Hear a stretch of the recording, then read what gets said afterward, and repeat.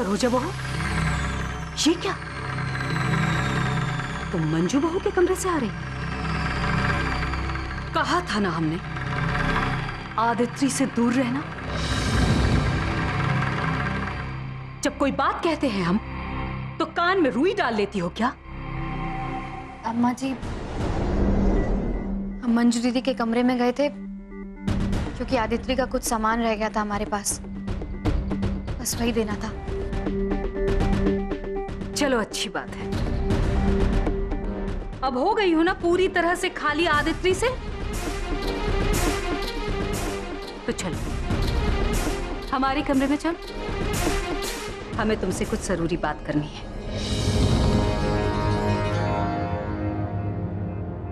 आओ। सरोजा बहू,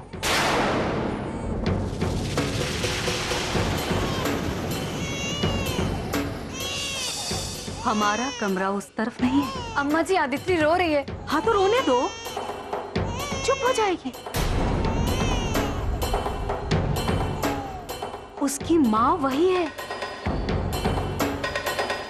उसे अपनी बेटी को चुप कराना सीखना होगा। अम्मा जी, आदित्य बहुत जोर से रो रही है। हो सकता है कि मंजू तेरी बाथरूम में हो, वो डर जाएगी। अम्मा जी। सरोजा बहू, आज डरेगी तो कल संभाल भी जाएगी। वैसे भी कहते हैं ना, लड़कियां किसी भी माहौल में आसानी से ढल जाया करती हैं। अम्मा जी प्लीज हमें जाने दीजिए। छोड़ दो सरोजा बहू, छोड़ दो। माँ बेटी को एक दूसरे के हाथ पर छोड़ क्यों नहीं देते तुम? क्या तो माँ चुप कराना सीख जाएगी, और नहीं तो फिर बेटी बेवजह रोना भूल जाएगी। इसलिए न तुम उसके पास जाओगी और न रोने पर वो तुम्हें खोजेगी। भूल गई हो तो याद दिला दे, हमारे कमरे का रास्ता उस ओर है और हमें तुमसे कुछ जरूरी बात करनी है।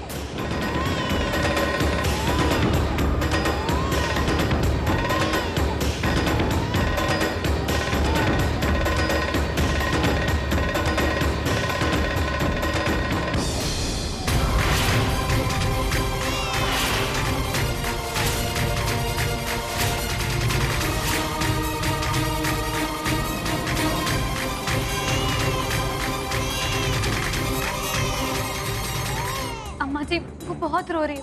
बस आखिरी बार हमें आदित्य के पास जाने दीजिए, क्योंकि उसे कुछ हो गया तो हम सब अपने आप को कभी माफ नहीं कर पाएंगे। अम्मा जी, हमें जाने दीजिए। नहीं सरोजा बहू, अब जो नौबत यहाँ तक आ पहुंची है कि हमारी जबान तुम्हें रोक नहीं पा रही है और हमें अपने हाथों का इस्तेमाल करना पड़ रहा है तुम्हें बांधने के लिए, तो चाहे कुछ भी हो जाए तुम आदित्य के पास नहीं जाओगी।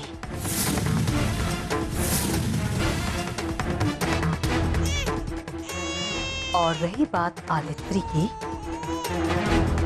तो हम खुद जाकर देख कर आते हैं, लेकिन तुम यहीं रुकोगी।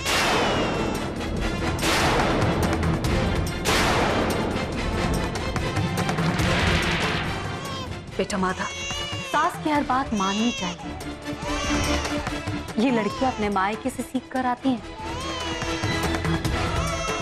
लेकिन शायद सरोजा बहू की माँ इसे ये सिखाना भूल गई हो।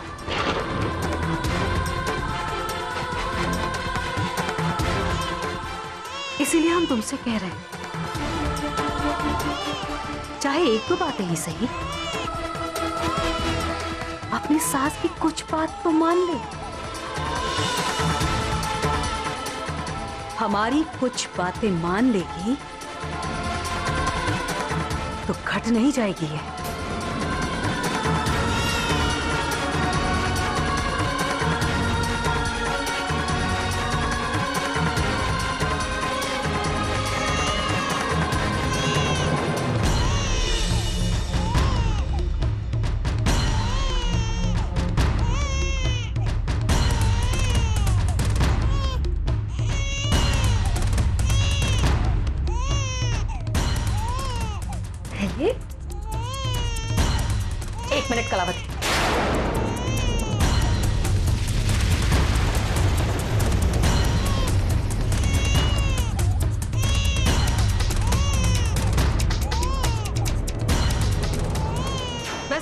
होती है ढीठपने की।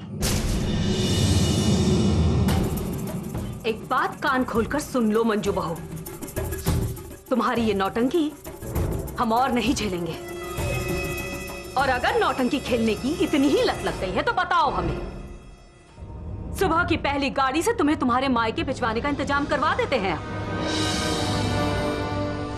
बोलो क्या करना है, मायके जाना है या फिर तमीज से रहना है यहाँ, बताओ।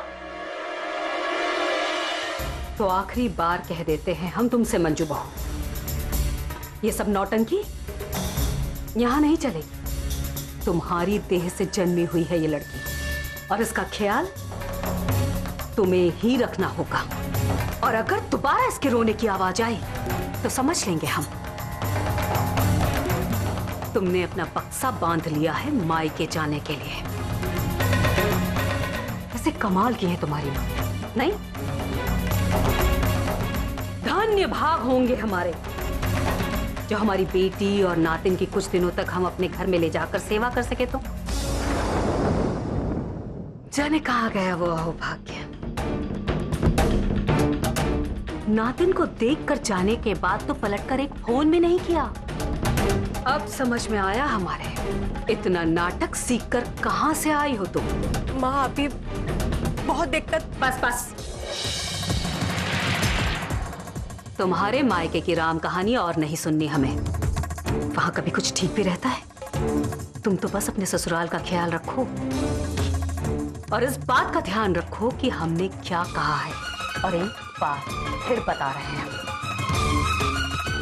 इस बच्ची के रोने की आवाज बाहर तक नहीं जानी चाहिए, याद रखना। मंजू बहू, हमें पूरी उम्मीद है जीजी को दोबारा कोई शिकायत का मौका नहीं दोगी। ध्यान रखोगी अपना और अपने मान सम्मान का। चलो कलावती।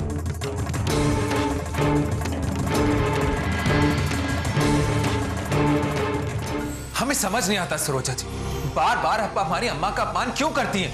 क्या मिलता है आपको इससे?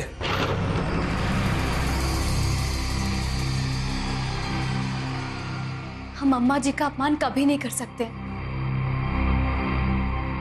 लेकिन हम आदित्य को रोते भी नहीं देख पाते। एक छोटी सी बच्ची हमें रो रो के पुकारे जा रही है। कब तक हम अपने कान बंद कर ले? नन्ही सी जान है वो, एक बच्ची।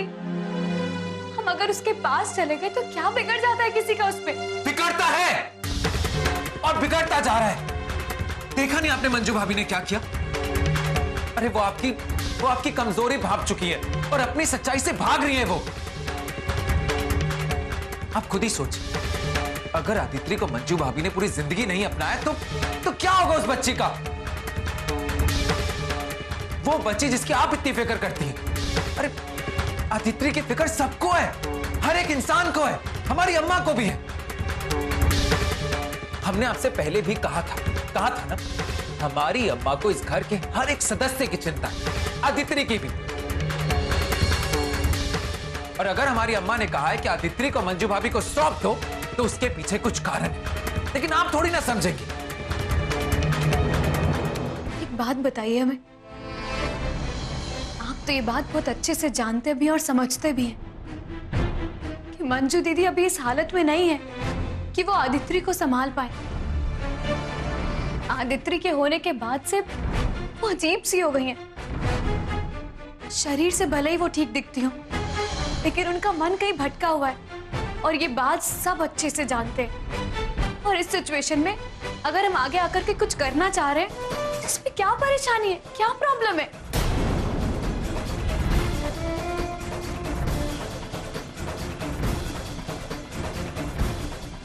क्या परिवार सिर्फ इसलिए होता है कि किसी की बीमारी में उसका साथ छोड़ दो? और हम सब मानने के लिए राजी हैं, लेकिन जब आदित्य रोती है तो एक टीस उठती है हमारे मन में।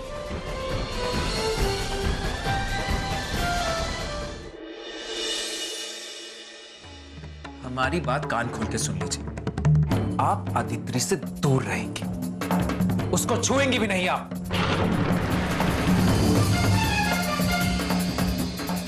आप ऐसा कैसे कह सकते? कह सकते हैं हम, क्योंकि हम आपके पति हैं और हम कुछ भी फैसला करें आप उस पर सवाल नहीं उठाएंगे। यह हमारा फैसला है और आपको ये मानना होगा।